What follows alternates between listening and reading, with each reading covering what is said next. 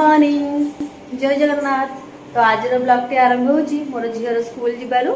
तो मो झील को रेडी करी कारण झील तो आपण मैंने वीडियो देखिथे झील तो गाँव आसला बेले बहुत सारा कांदुला कि मो झील ठीक हो गलानी। तो आज से खुशी बहुत एक्साइटेड अच्छी स्कूल जीव कारण से गोटे नुआ ड्रेस पिंधिकी जीव आज तक बैग भी नवा पड़ूनी। तो से झील बहुत खुशी अच्छी।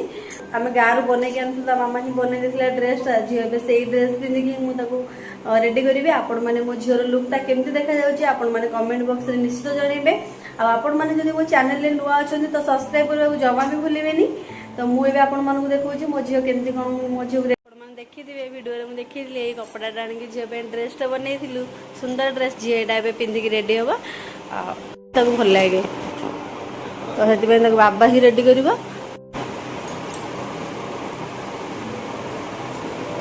भलसे भलसे मुह बुझा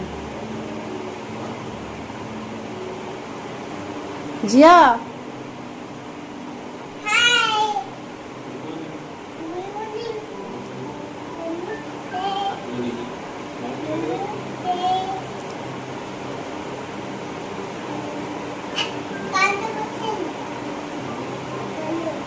कान पोछाइनी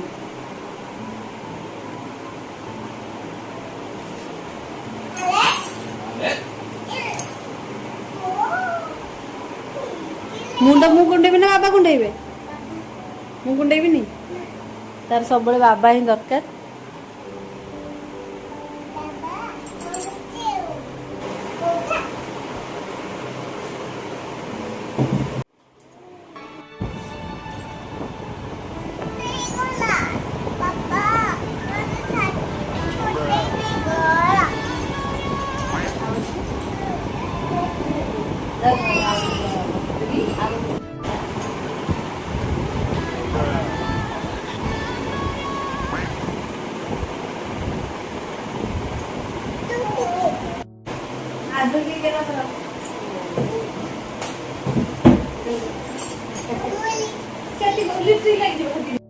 मामा को नहीं मारो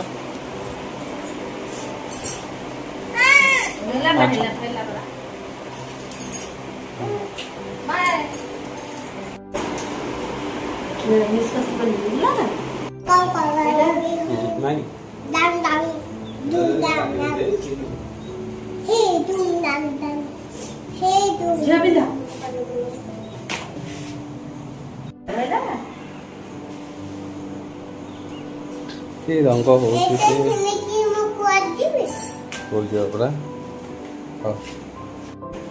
तांकर तो लेट हो गलानी से पलाउछंदी। मो झीर तो यहाँ फाइनल लुक तो केमती लगुच आपण मैंने निश्चित कमेंट रे जनइबे। लेट होलानी झील जाओ जाओ। हाँ मु तो अने आसला बेलू आम अन मो झील कहूँ जे मु आसला बेलू तुम गेट पाखे मत अन हाँ आम अनेक थी आम आज भी कि नहीं अनेक थी है ओ बाय बाय। झील तो ये स्कूल पलैला जेहतु झील लेट होता तक मुझे रेडी करके छाड़ी देती। तो आपण मानक आज देखी आम माने क्वार्टर बाहर भ्यूटा। तो मुझे आपण मानक केबे भी वीडियोटा देखनी तो आज मुझे देखा देखु केते सुंदर है। तो जिते भी टेंशन था टिके आसिक तले एमती एपट सेपट हो बुलाबुली करदे तो निश्चित भल लगे। मुझे सकाଳେ संध्यारे टिके टिके आसे एमती तल को चलवाई टिके बुलाबुली करके जाए तो बहुत भल लगे। जेहेतु मो सांगे मो झील सब बड़े आसे मत बहुत भल लगे। जेहेतु झील ना स्कूल तो पलैलानी मुझे एका आसी एटा मो क्वार्टर बाहर व्यू।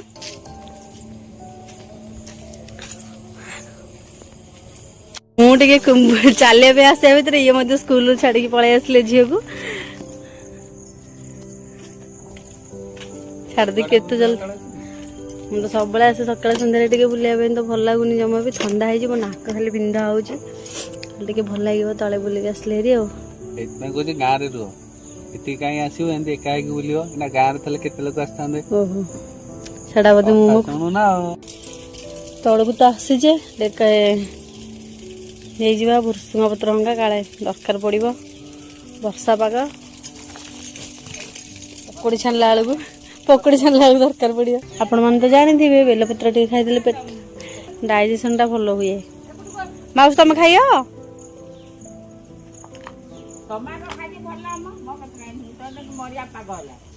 ମରିଆ ପାଗ ହେଲାଣି।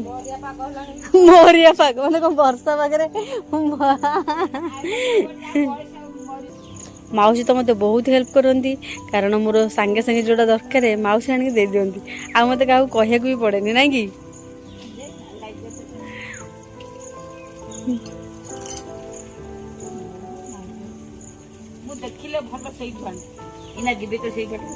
ସେଇଟା ଟିକେ କଅଁଳିଆ ପତ୍ର ହେଇଥିଲେ ଟିକେ ଭଲ ଲାଗିଥାନ୍ତା। ମୁଁ ଆଣିବି ଯେବେ ସେଇପଟ ଅଛି ତ ଭଲ ଗଛ।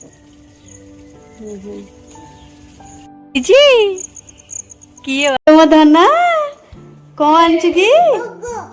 ଓହୋ ଆଜି ପୂଜା ହେଲା। ଫୁଲ ମାଲ ପକା ହେଲା। ହେ ମୋ ଝିଅକୁ ଆଜି ୱେଲକମ କରାହେଲା ନାଇଁ। ମୋ ଝିଅ ଏପଟେ ମୋ ପାଇଁ ଭୋଗ ନେଇକି ଆସିଛି।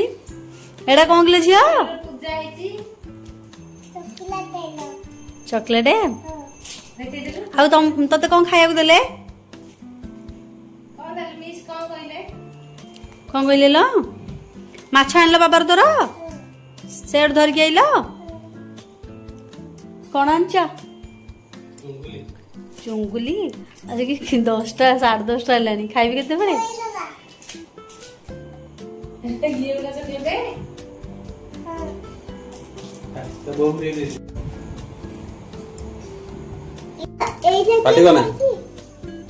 ଏଇନା ପଖାଳ ଖାଇବ।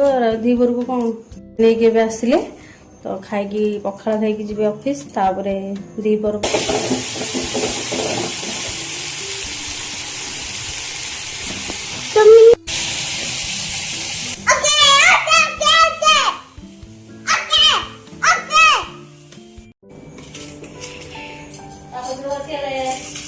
ଆମେ ଏଠି ମିଶିକି ସମସ୍ତେ ପଖାଳ ଖାଉଛୁ। ଝିଅ ବି ନିଜ ହାତରେ ଖାଉଛି। କହିଲା ମାମା ମତେ ଦେ, ମୁଁ ନିଜ ହାତରେ ଖାଇବି। ଟିକେ ଥଣ୍ଡା ହେଇଛି କିନ୍ତୁ କହିଲେ ମୁଁ ପଖାଳ ଖାଇବି।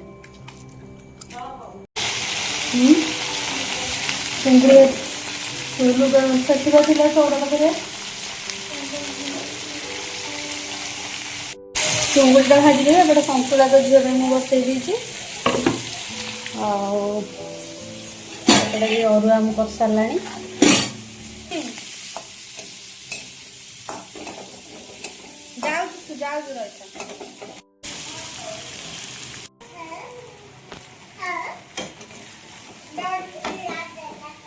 ବି ହେଇଗଲାଣି, ତାକୁ ଛୁଙ୍କ କରିବି। ଆଉ ଏପଟେ ତରକାରୀ ବି ମୋର ଫୁଟିଲାଣି।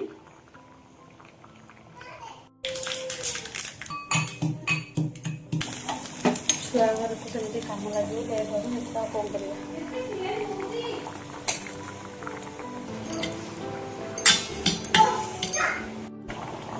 ମୋ ଝିଅର ସନ୍ତୁଳ ଫେଭରାଇଟ ନାଇଁ କି? ଓହୋ ମଜା ଆଜ୍ଞା। ଫାଇନାଲ ତ ମୋର ରୋଷେଇ ସରିଗଲା। ଛୁଆ ଗାଧେଇବେ। ଘର ଦ୍ୱାର ତ ଝିଅ କେମିତି କରିକି ପକେଇ ସେଗୁଡ଼ା ମୁଁ ତ ପୁଣି ସଫା କରିବି। ତ ଖାଇକି ଶୋଇଲେ। ଝିଅ ଖାଇକି ଶୋଇପଡ଼ିଲାଣି। ଝିଅକୁ ଖୁଆଇ ସାରିଲାଣି। ମାମା ବି ଖାଇଦେଲେ। ମୁଁ କହିଲି ଲେଟ୍ ହେବ ତମେ ଖାଇଦିଅ। ପୁଅ ବି ଖାଇକି ଶୋଇପଡ଼ିଲା। ତ ଇଏ ଆସିଲାଣି, ମୁଁ ଆଙ୍କ ପାଇଁ ବାଢ଼ି ଦେଇଛି। ଇଏ ଏବେ ବସିକି ଖାଉଛନ୍ତି। ଆଙ୍କୁ ପଚାରିବା ତରକାରୀଟା କେମିତି କଣ ହେଇଛି।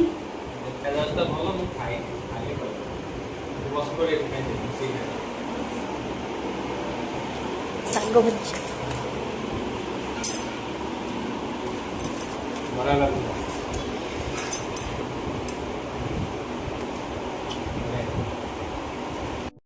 କଣ କରୁଛ କିରେ?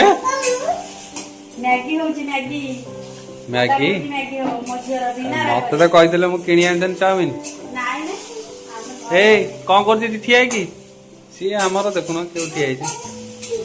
ଅଣ୍ଡା ଦେଖୁଛୁ। କଣ ଖାଇବୁ ତୁ? ମ୍ୟାଗି ଖାଇବୁ? ଓହୋ ଇପି ଖାଉଛୁ? ଇପି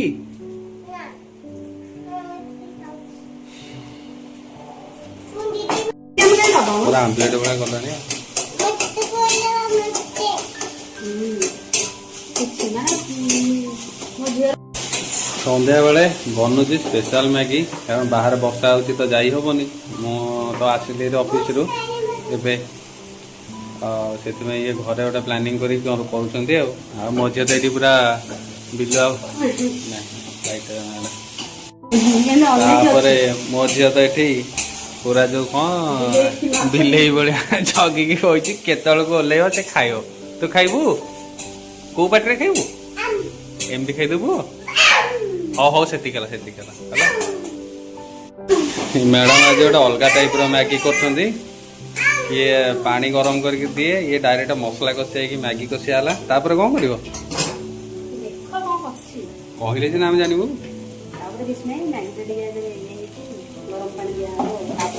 ଡାଇରେକ୍ଟ ଗରମ ପାଣି ଦେଇଦବ ଏଥିରିକା ସେଟା ନୂଆ ଷ୍ଟାଇଲର ମ୍ୟାଗି ଶିଖନ୍ତୁ। ଆଉ ଯଦି କେଉଁମାନେ କରୁଥିବେ ତାହେଲେ କମେଣ୍ଟରେ ଟିକେ କହିଦେବେ ଆଉ।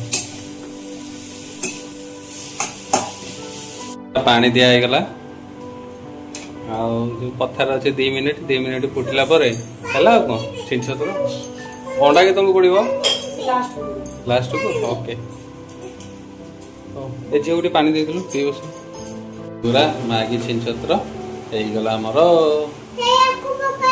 କେବେ ଅଣ୍ଡା ଭଲ ଲାଗିବ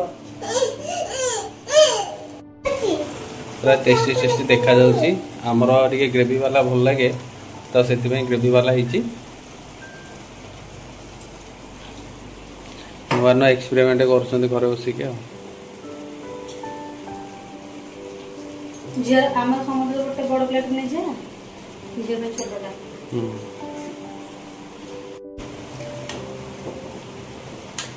ଆମର ଝିଅ ପାଇଁ ବଡ଼ା ହେଇଗଲା ଆଇଟମଟା।